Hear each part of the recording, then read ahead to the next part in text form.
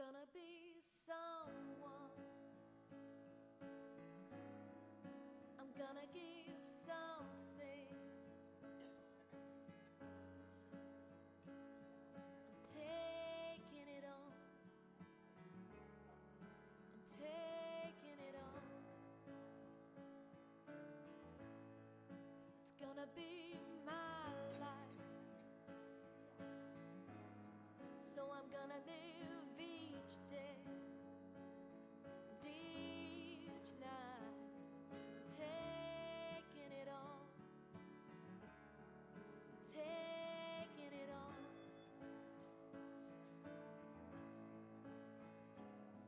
'Cause I can't keep hiding. No, I can't keep hiding. Running away. So I'm gonna be stronger, and I'm gonna be better made, and I'm gonna give everything just to bring me back again. I'm gonna be a braver soul than this. I'm gonna jump at all those many chances that I miss. I'm gonna live my life beyond all these fears and forms of cowardice that keep leading me on. I'm gonna shine out like a beacon in the night. I'm gonna wrap my fingers around the stars tonight. 'Cause I'm taking it on. 'Cause I'm taking it on. No, I can't keep hiding. No, I can't keep hiding. No, I can't keep running away.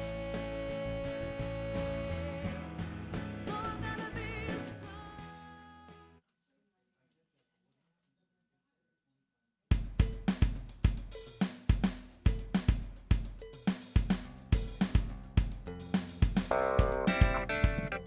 Good morning.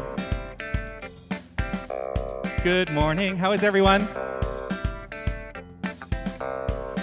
All of a sudden it was 10 o'clock. So we should do this.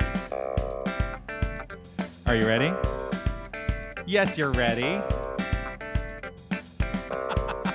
We're all ready.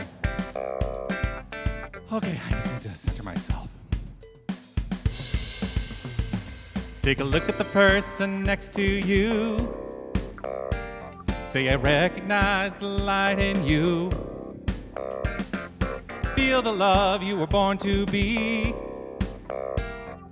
Lift your voice, repeat after me.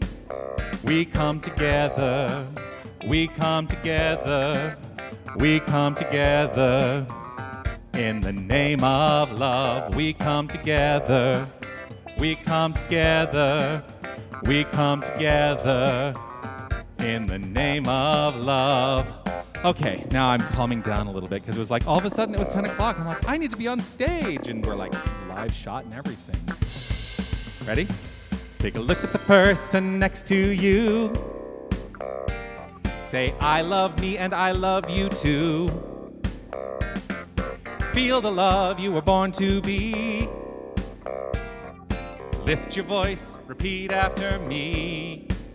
We come together, we come together, we come together.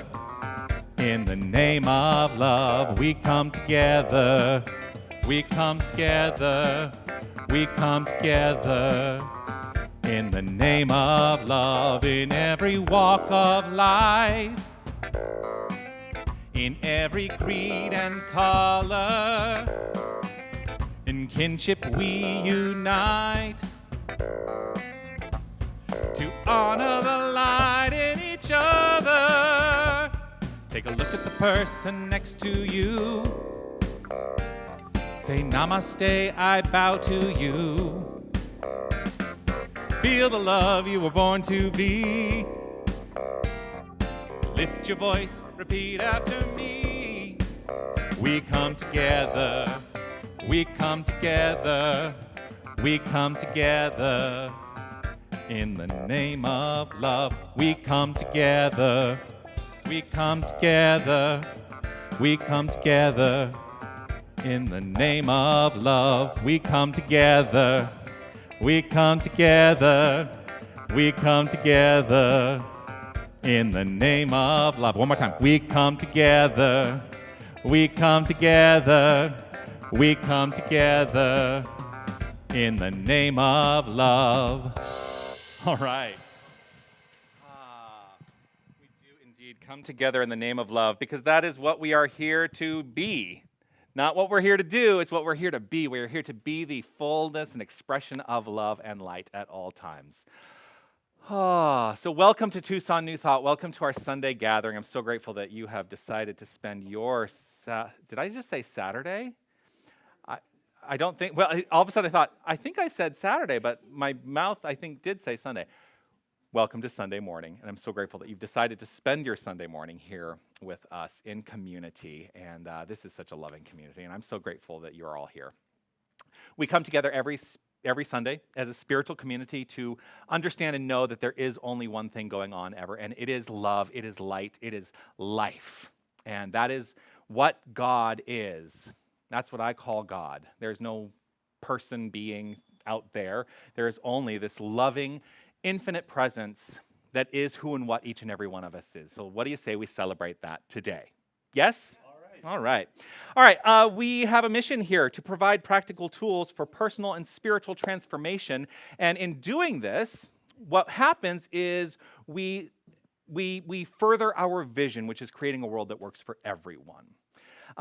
We value creativity, community, diversity, but most of all, we value love. And you know what?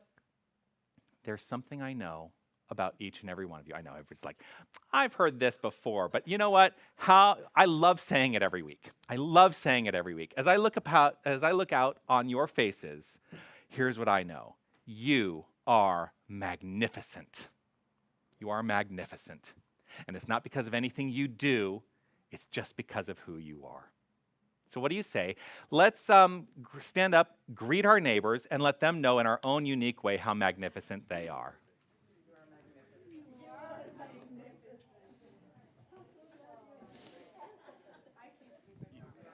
You are magnificent. You are magnificent. Yvette has agreed to light candles. Okay.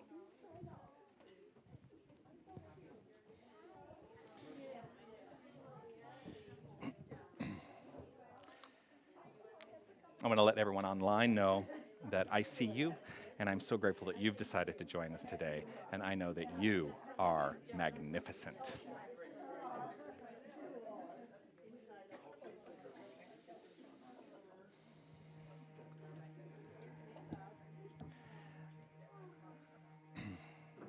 I'm going to invite Anita and Yvette to join me. We're going to serve in this capacity for this ceremonial recognition that we do every week. This is what we call lighting the flames of faith. And what we are doing here is we are recognizing that all faith traditions, all religious paths, all spirituality comes from one source, and that is the infinite source of love. And so this ceremony honors that. We light a candle for the Tao, honoring the universal path of harmony and equilibrium, the natural way.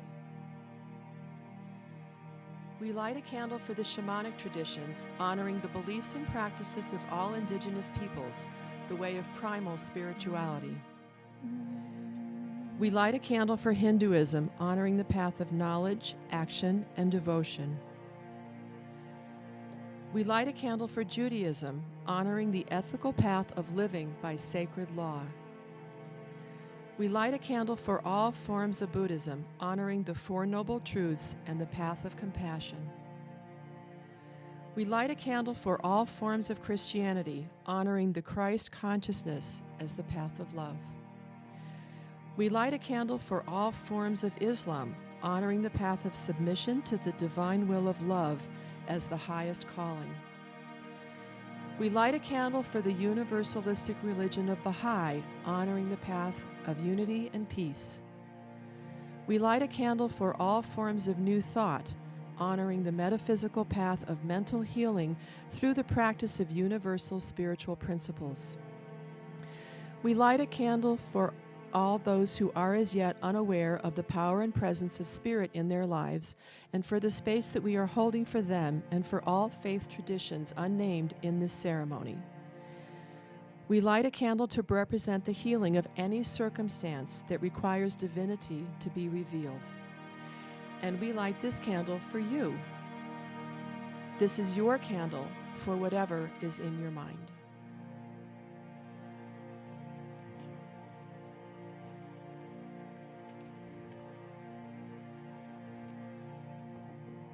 I want to invite you to put your hands on your heart.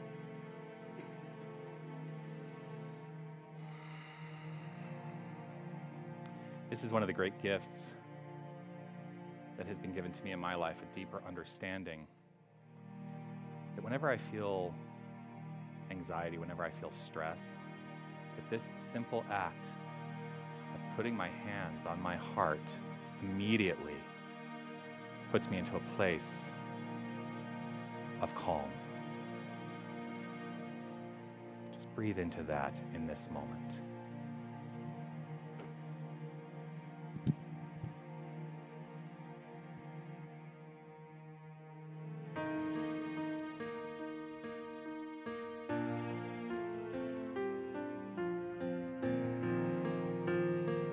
All is well, and I am grateful. All is well, and now it's time to let it go. All is well, and I am grateful. Life is good, and so it is. All is well, and I am grateful. All is well, and now it's time to let it go. All is well, and I am grateful.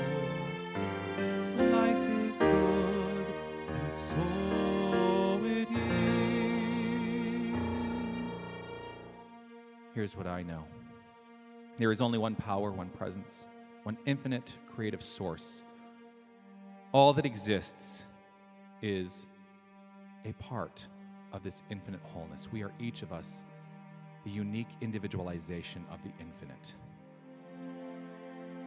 Trusting this and knowing this, remembering who we are in this very moment, I live in the secure knowledge that this time we have chosen to be together is blessed. It is immersed with and in love. We are saturated with divinity. This is so good. I simply, with gratitude in my heart, allow myself to well up with the joy. Trusting this, knowing this, and allowing this time to be open, safe, and perfectly appointed. I let it be, trusting in the pure, perfect unfoldment, releasing this word as law. I know it is so. As together we say, and so it is.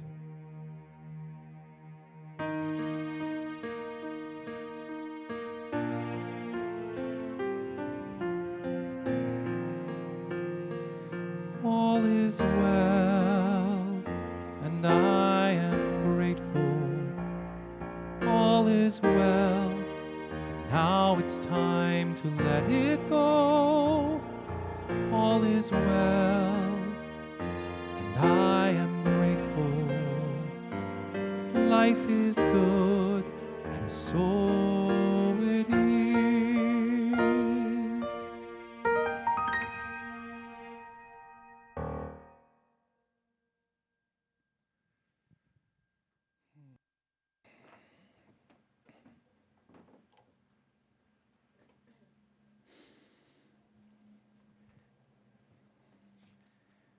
that that song, All Is Well, was written by my friend Doug LeBeau. He and I were in ministerial studies together, and he was the music director at the center where I was brought up in this spiritual path.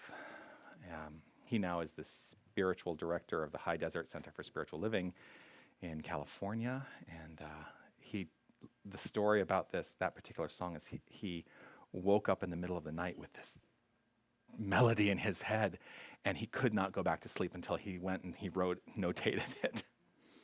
And I often use that to remind myself of the infinite truth. All is well. All is well. And when I live in gratitude for that, I trust in the perfect flow of life. All is well. And now I let it go. It occurs, I know why I don't have the power of decision with me, because I gave it away last week. I gave it to someone as a gift. So we are going to utilize the Science of Mind by Dr. Ernest Holmes for the random reading today. So if you would please provide for me a number between 23 and 425 and 423. 344. 3.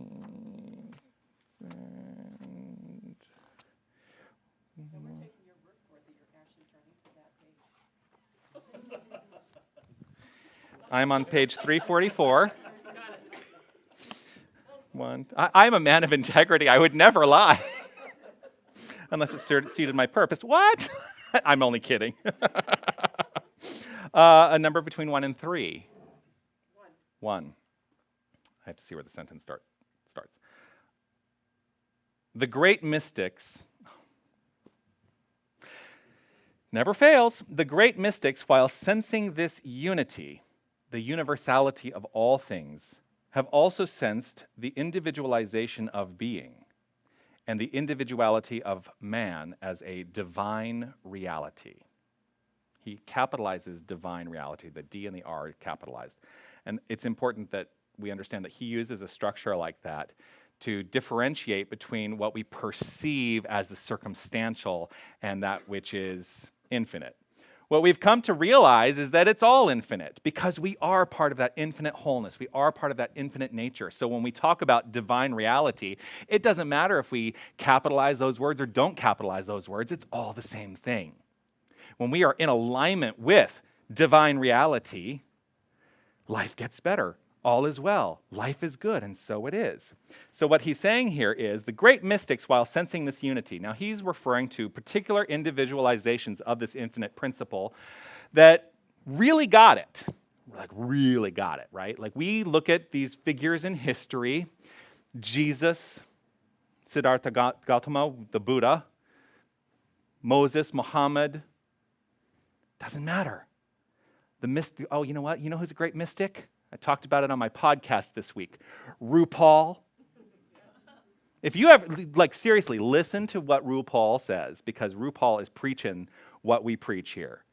I believe RuPaul's path is more Buddhist, but seriously, when RuPaul steps up and says, if you can't love yourself, how the hell are you going to love anyone else? That is rooted in spiritual truth. So there's mysticism everywhere, and each and every one of us has the capacity to be the mystic. I think we all are the mystic. We just second-guess ourselves. These are people who don't second-guess themselves. So what do you say we step into not second-guessing ourselves and understanding that we are rooted in and always unfolding as spiritual truth? All right, the great mystics, while sensing this unity, so though the mystics, do we sense this unity? This the universality of all things, that there's only one thing going on. Is this something that we sense? This is a rhetorical question you don't have to answer out loud, but just check in with yourself. Do you sense it? Because I'll tell you, that's when I turned the corner in spirituality. Is not when I understood this intellectually, but when I really sensed it and felt it. The universality of all things. The great mystics have also sensed the individualization of being and the individuality of man as a divine reality. All he's saying here is there's only one thing going on. He's actually stating the very first of the two things we teach in this philosophy. There's one thing going on. We call it God. We call it love. We call it individual source. We call it infinite spirit. Whatever we choose to call it, there's only this one energy, and it's who and what we are. That's the first and of two things we teach in this philosophy. We are divine. We are God. The second thing we teach is the law of cause and effect, but that's not today's talk. So you're going to have to come back for that one. Shucks. This month, I have decided, because of the shifts and changes that we're going through, that an appropriate theme for the month would be new beginnings, which I then realized I did not put on the program. But it's on our Facebook page, and it's on, in various places. But our affirmation, I've decided to do an affirmation every month. And our affirmation is completely, totally in alignment with new beginnings. So if you look at the front of your program, it'll say this month's affirmation. And I would love for us to read this out loud together. Are you ready? Here we go. I thrive with the infinite potential of new beginnings, now and always. Now let's say that again and allow ourselves to well with the feeling of those words. Here we go. I thrive with the infinite potential of new beginnings, now and always.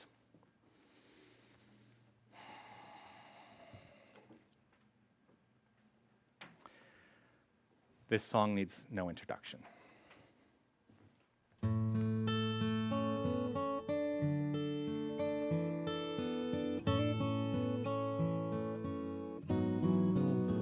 When you're down and troubled and you need some love and care, and nothing is going right,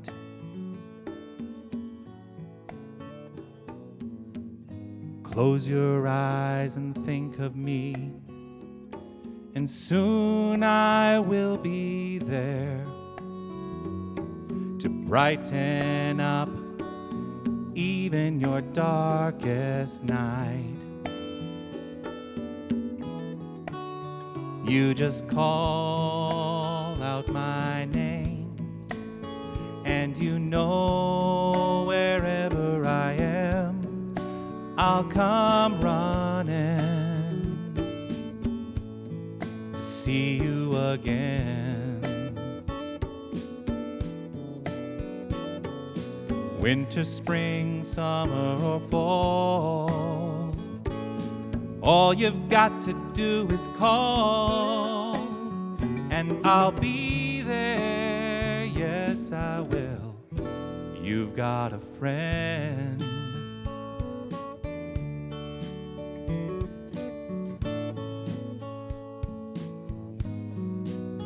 If the sky above you should turn dark and full of clouds, and that old north wind begins to blow,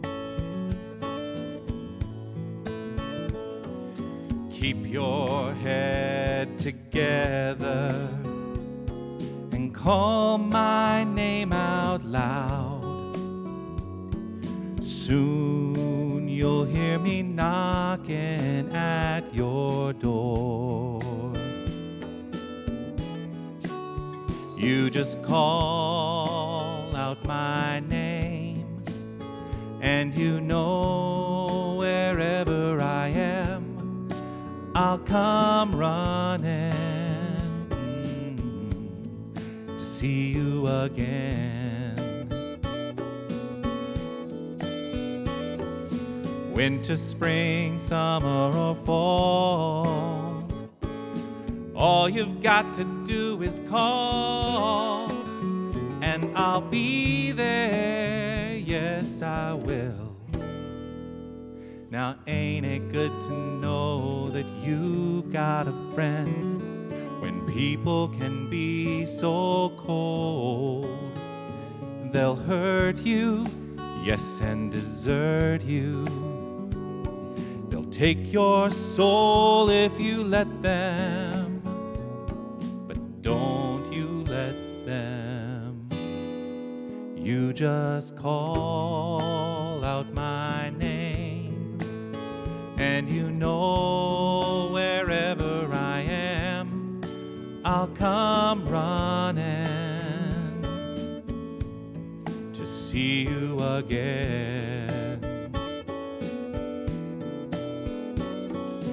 Winter, spring, summer, or fall, all you've got to do is call, and I'll be there. Yes, I will. You've got a friend. You've got a friend. You've got a friend. You've got a friend. You've got a friend.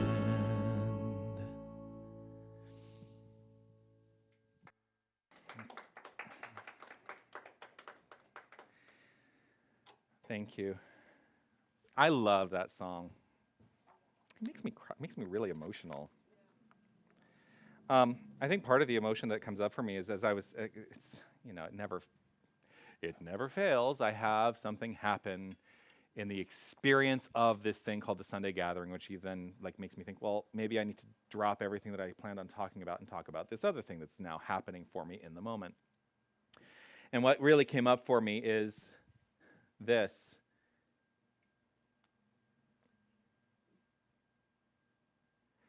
Do I live by the statement I just made?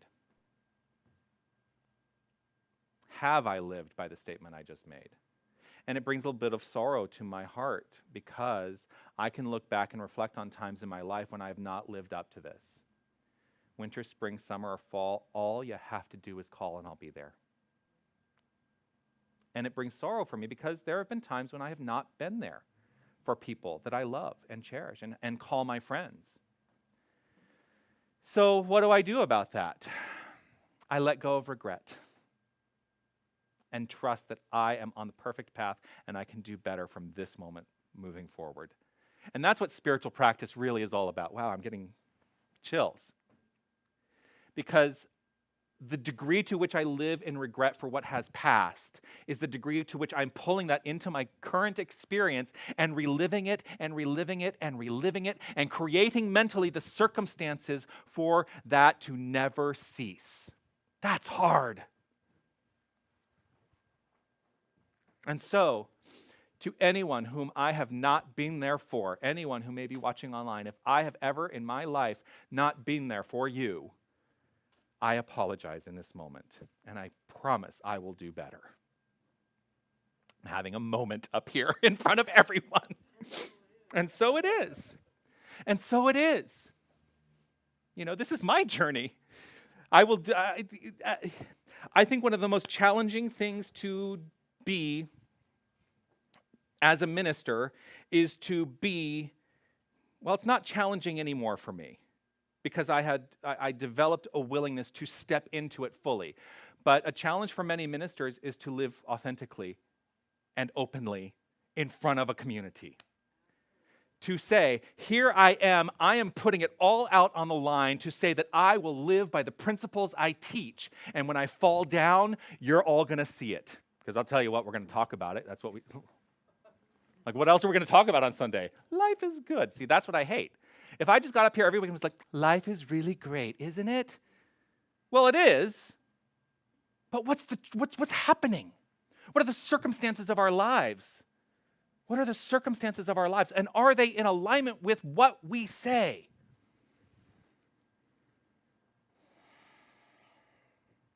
That's why I feel this is why I was drawn to cover these declarations of principles. So some of you may have gotten the handout. If you didn't, don't worry about it because you can get it later, and I'm going to talk about what I talk about. So the Declaration of Principles, which I've said every week, was written in 1927 by Dr. Ernest Holmes, who is the founder of the particular branch of New Thought that I am involved with, which is religious science. He wrote these in 1927, and for the past, well, this is the 5th week, we've been covering these declarations of principles. I've been doing 3 each week, and it turns out there are 15 of them, so how perfect. This is the final week of this, what is now been a 5-week series. I was on a video call. I do a weekly video call with Reverend Steph Saint Amand, who is the person who does the conscious coffee kind of thing online with me once a month. But we chat every week, the two of us. And we had a lot of discussion. Now, she is on the leadership council for the greater organization through which my ordination, through which my ministerial license is held. She is on the leadership council, and we've had a lot of discussions because her being on the leadership council, she has questioned why I've chosen not to affiliate the center with that organization. I just said, you know what, there are a lot of reasons. Partially because I feel like their policies and procedures, I'm saying this publicly. There are some things that I am not in alignment with. And it's not that what they're doing is bad or wrong, it's not for me. That's what I know. And when I know that it's not for me, I am going to move forward in the best place in the way that I know is best for my growth, for my spiritual advancement, which is why I choose to be a center for spiritual evolution, because we are all actively participating in our own evolution when we align ourselves and root ourselves in and as love. So Steph and I were talking this week, and we were discussing the evolution of Ernest Holmes' thinking. Now, I said that these declarations were written in 1927.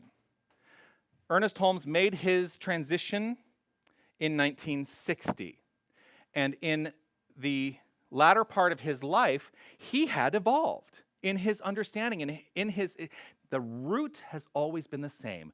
We are God, and the universe works based on a law of cause and effect. The root has always been the same, but the understanding at the feeling level is what was shifting for him. So he was constantly evolving and constantly evolving. And I think all great mystics, which remember we are, all great mystics are allowing themselves to evolve when we get to that deeper understanding.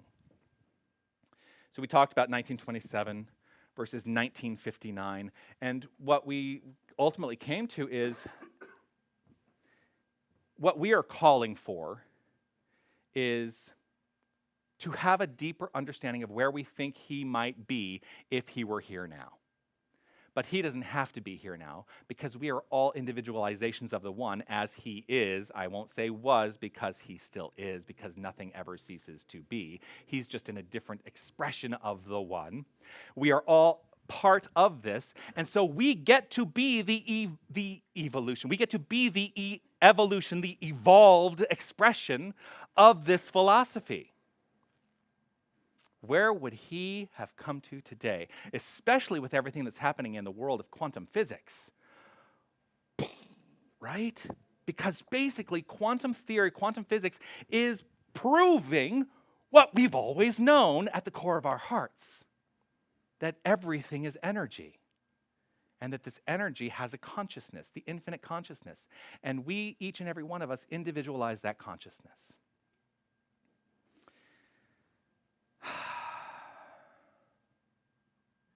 I'm like, where am I? Yeah. So new thought is ancient wisdom interpreted in a contemporary context. That's how I understand new thought.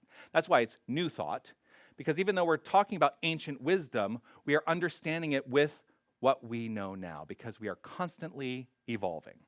So the next principle, which is number 13, you don't have to count, I'm going to read it to you. The next principle is one which seems simple, but it's a bold statement. It is a very bold statement, and one that many people find challenging in practice. So the statement is this. I feel compelled to move this over here. I don't know, I usually have it over here, and for some reason it needs to be over here today. We teach the control of conditions through the power of this mind. We teach the control of conditions through the power of this mind. And now on your handout it will say, we believe in the control of conditions through the power of this mind. If you wonder why I've changed it to teach, go back and watch the previous 4 weeks of videos. We teach the control of conditions through the power of this. Actually, I'll very simply say it. I affirm this as a belief that I have adopted in my life, but I teach it and invite you to determine what it is you believe. That's why I won't say we believe. We believe are Ernest Holmes' words, and he actually said, I believe. An organization has changed it to we believe. We teach the control of conditions through the power of this mind. A year ago this past week, I think this is why I'm feeling really emotional too. Because it was on March 1st last year that I loaded up a truck and I drove to Tucson. 1 year ago. 1 year and 2 days ago.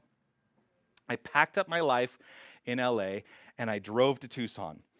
And there were people who were upset. I know, right? There were people who were upset because when I left Toronto and I went back to LA because I thought, oh, well, the conditions, get this? The conditions are such that it will be easier to get by.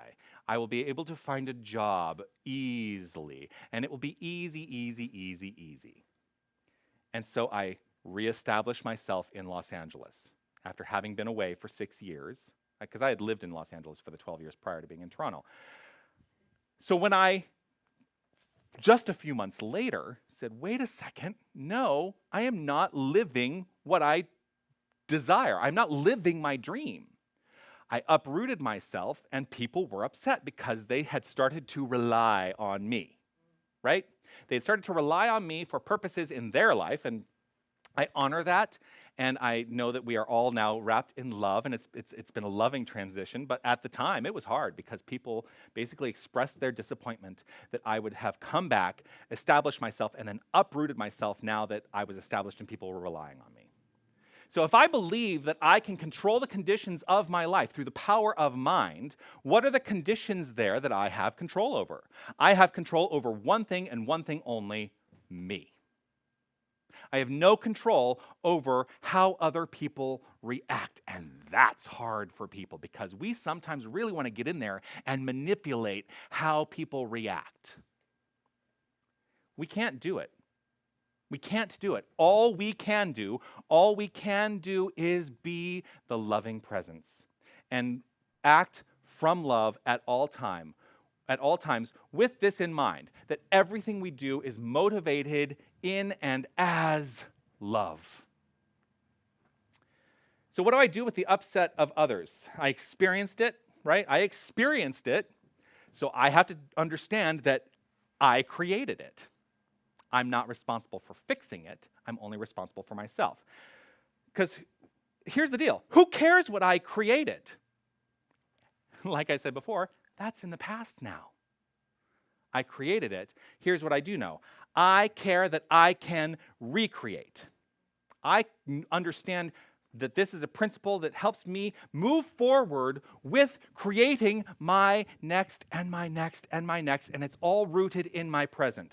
So let us stop beating ourselves up for the things in our past. Let us stop beating ourselves up for regret. Let us stop beating ourselves up, and let's begin to unleash our unlimited potential. You can, have at it. We are the only ones. It happens sometimes. This is why, you know what? This is why we need the TCC arena. Because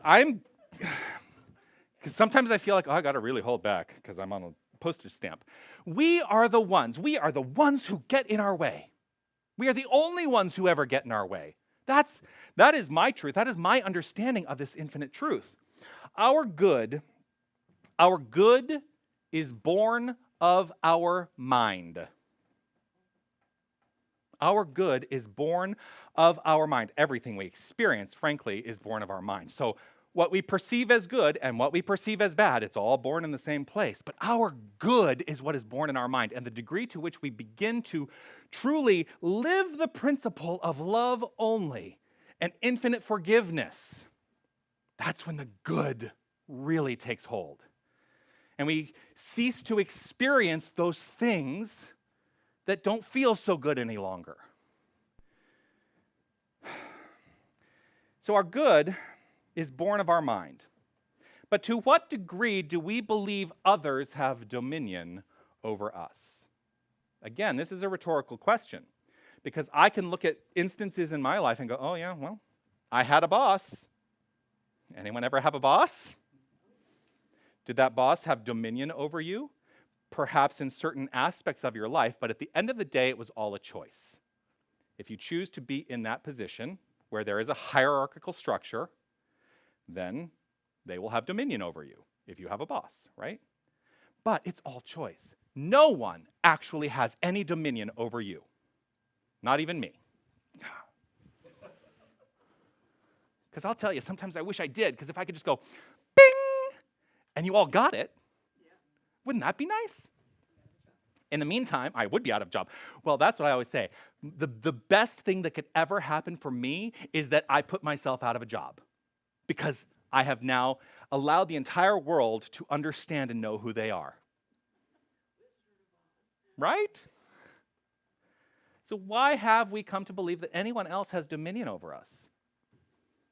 I had dinner with, didn't really plan on talking about this. And how does this fit in? Well, it does fit in, because clearly it came to mind. I had dinner with a longtime friend, and was actually my college sweetheart. We were together in college. Our relationship ended 25 years ago. 25 years ago, our relationship ended, and we are both since, obviously we've both moved on. He is married to his husband, I am married to my husband, and the four of us got together for dinner on Friday night. It was lovely, really, really lovely.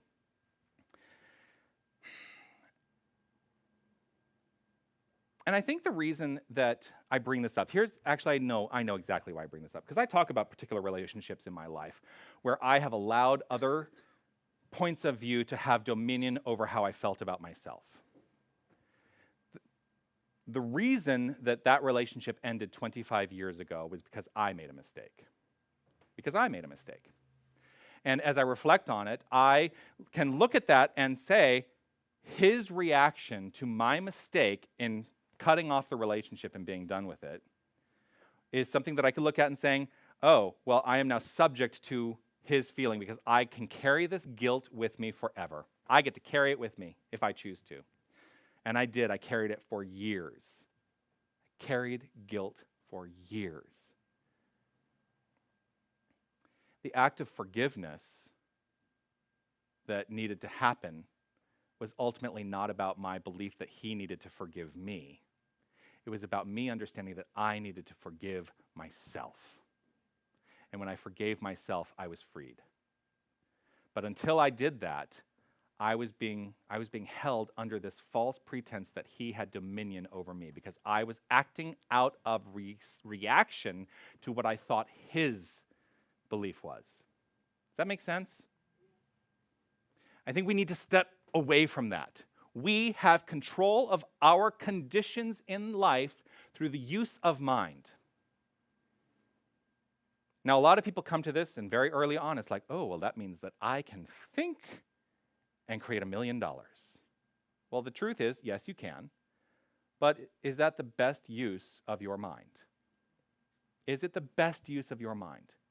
Because ultimately, what we have control over is, yes, the conditions, but mostly our response to conditions.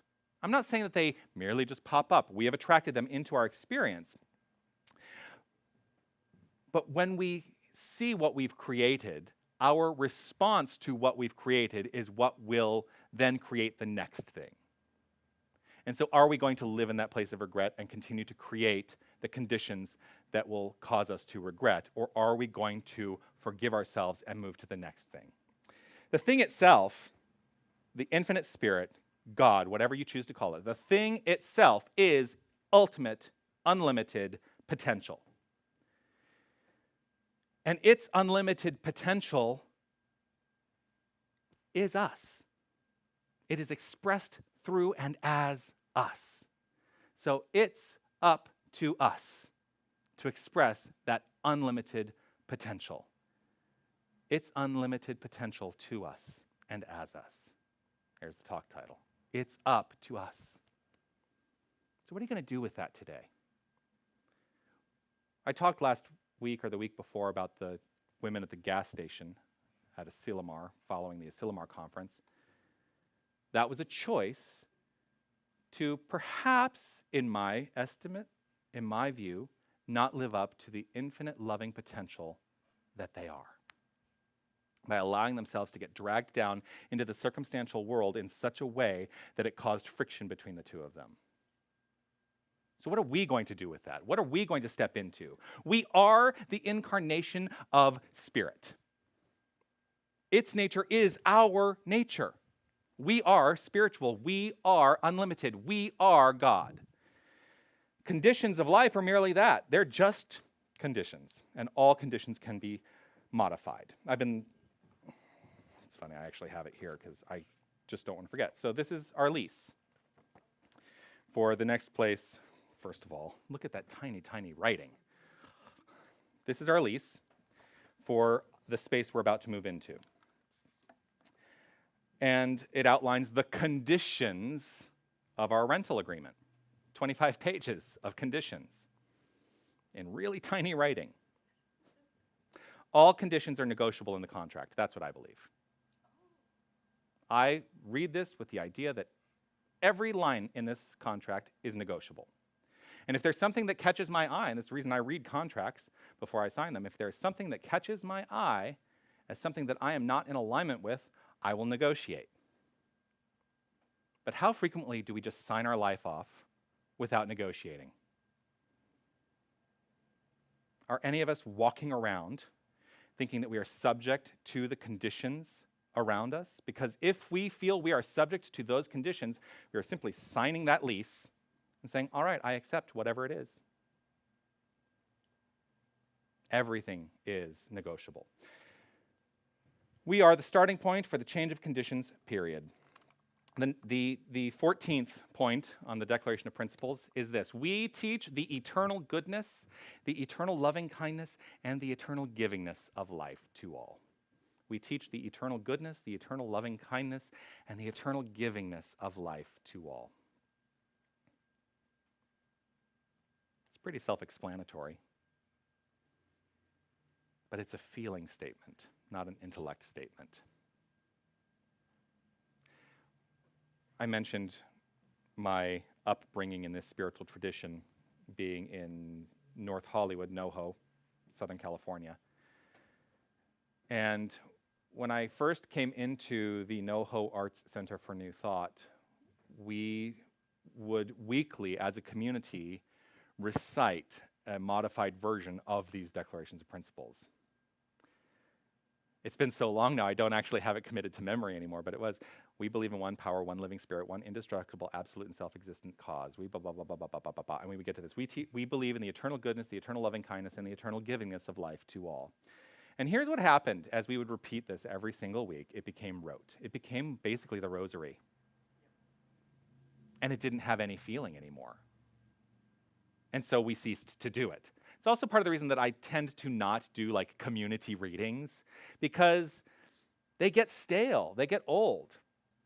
But as we do them, like when we do the divine givingness statement during our offering, when we do that, here's what I would like you to do today. Get in touch from a feeling perspective on what it is you are reciting. So this was one of those statements that became rote. We believe in the eternal goodness, the eternal loving kindness, and the eternal givingness of life to all. Really, let's actually say that together. And let's allow ourselves to go to that place of feeling. You may not have it in front of you. I'll do a call and response. We believe in the eternal goodness. We believe in the eternal goodness. The eternal loving kindness. The eternal loving kindness.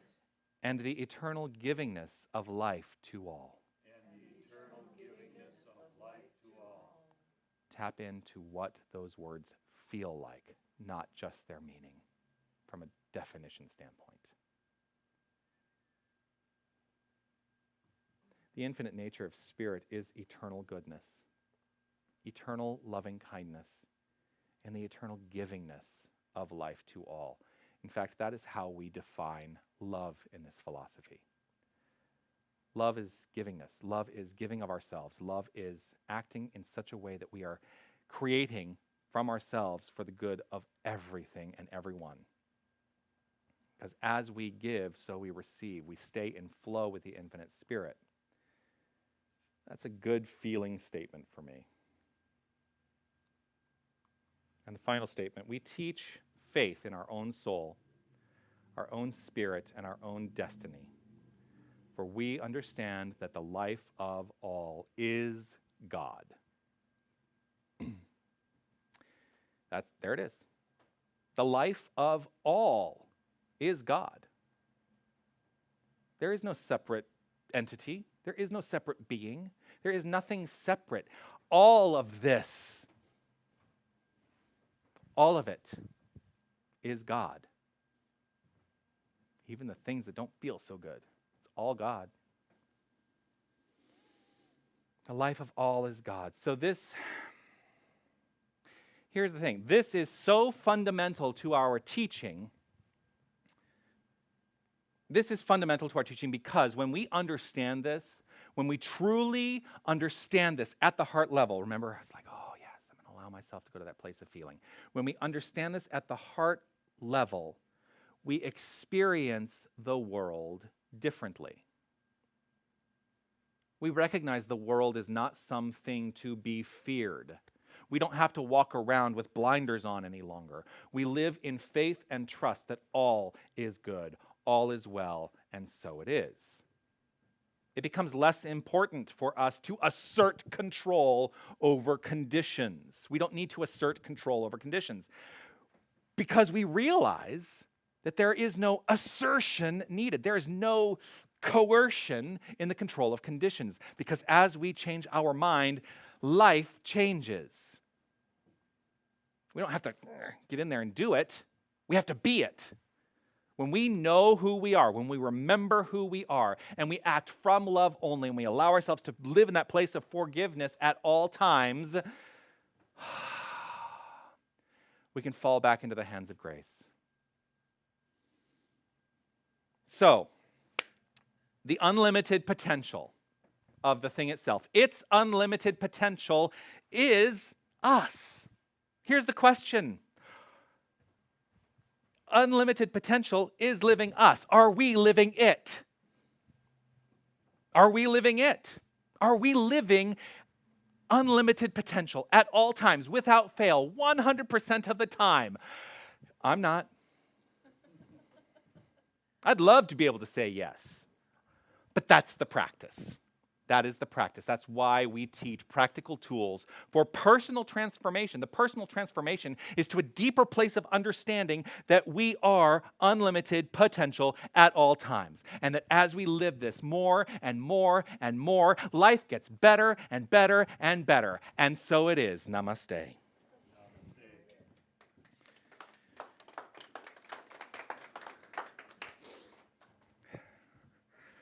Woo! Yeah, I am fired up today. So, Tucson New Thought is a community that thrives off of your support, and it is supported entirely through your generosity. 100% of our income at this point is in donations. It is in contributions to this center. So I would love for you to hold whatever it is you're offering the center today, your investment, your gift, your tithe, your contribution. Those are just words. Let us go to that feeling place in our heart that knows that we are giving of ourselves. We are sharing for the good. And as we share, life shares right back with us, for we are in the flow. We are in the circulation. We are in the good. I honor your commitment to the vision and mission of Tucson New Thought. I'm grateful for your support and all the blessings you share. And I want to invite anyone who's watching online as well to click that link, and you can participate in the act of giving with us right here and right now. Hold what it is you're offering today, and let's read together the divine givingness statement in your handout. Divine love consecrates my gift. It goes forth to heal, prosper, and bless. It is evidence of my conviction that spirit is the source and substance of my supply. I joyously contribute to the vision of my spiritual center, knowing that it returns to me multiplied abundantly. William is going to take the basket around. A couple of things I would like to let you know. Our move is happening, for sure. I have the lease. I have to sign it and send it off. I haven't signed it yet because I've asked the board to take a look at it, and the response I've gotten back from the board mostly is, I got a couple pages in and then my eyes were crossed because it's a lot of legalese, right? But we are moving, and our first intended service in our new space is 2 weeks from today, the 17th of March. The location is 4500 East Speedway. It's in the Midway Business Plaza, and it is unit number 7 in that plaza. If you would like to, if you don't already receive our emails, that information will go out in an email, but you can sign up for our email list, which is on the table right over here. The other thing that is on the table are prayer request cards. If you have something that's come up for you today that you would like me as a minister or a practitioner to know the truth around that circumstance in your life, around that condition in your life, to know the infinite truth about it, and thereby set the mental space for shifting that. If you're receptive to that, fill out a prayer request card and know that that work is done in mind. And yes, it's done through the work that I do, but here's the thing. Once you write that down, you've started the path to healing in the very act of writing it down. So that is available to you. You can fill out the card, put it in the basket over there. I am grateful that we have been raising money that is directed towards the move, and I'm grateful and so excited to announce that we have reached that $3,000 goal, which we had planned on reaching next week. Those funds have been matched, but here's what I'm going to say. Why don't we continue to contribute? Because there is no limit in the mind of God, and so why should we limit ourselves to just that amount? Let us continue to welcome the good and the flow in our life. With that, I put my contribution in. For those of you who are in the pre-authorized program, you can always take a stone, and that is a recognition physically of your contribution through pre-authorized giving. I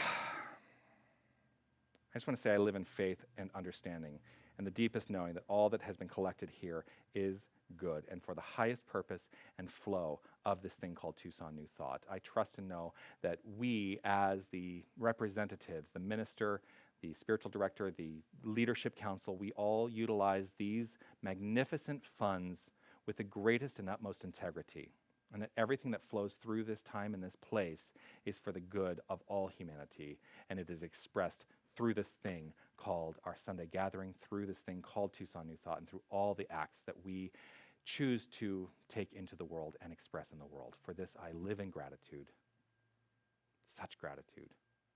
Knowing this is so, I let it be so. Together we say, and so it is. I want to thank all of you for being here today.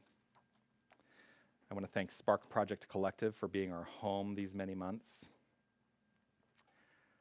I want to thank William and Anita for bringing our hospitality that we get to share in fellowship following the gathering today. I want to thank Yvette, and I want to thank Anita for lighting our flames of faith. I want to thank Aiden for his service and support today technically, but really thank all of you. Thank you to all of you for showing up and allowing this to be your spiritual home, even if it's just for this one moment. And thank you to all watching online.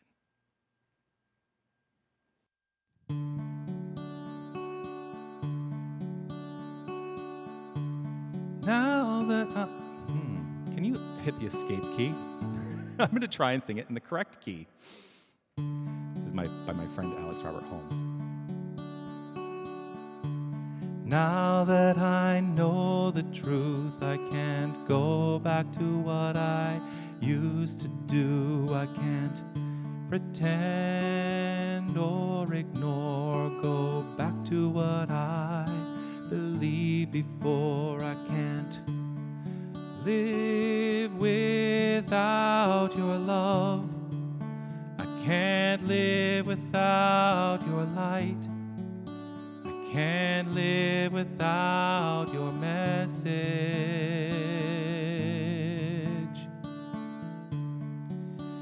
can't live without your warmth. I can't live without your wisdom. I can't live without your message.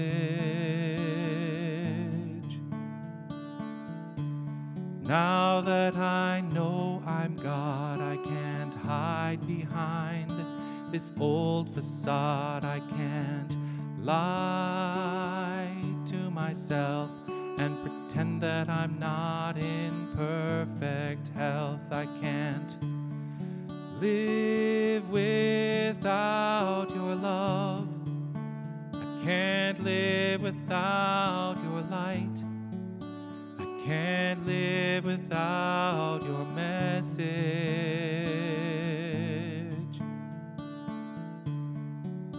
I can't live without your warmth. I can't live without your wisdom. I can't live without your message.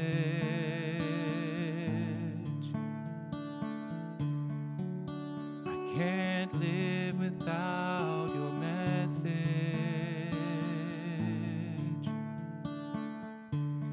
Now that I know the truth, I can't go back to what I used to do.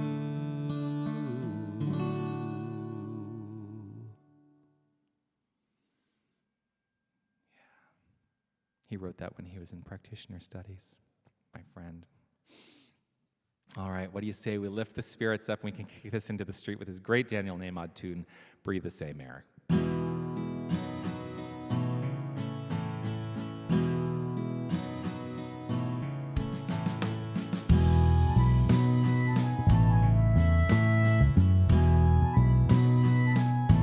Well, it's an idea whose time has come. A new generation decides as one. Of the same small planet we are born. It's never been so obvious before. We breathe the same air, drink the same water, walk the same earth, kiss the same sky. We breathe the same air, and I think we oughta get along better, you and I.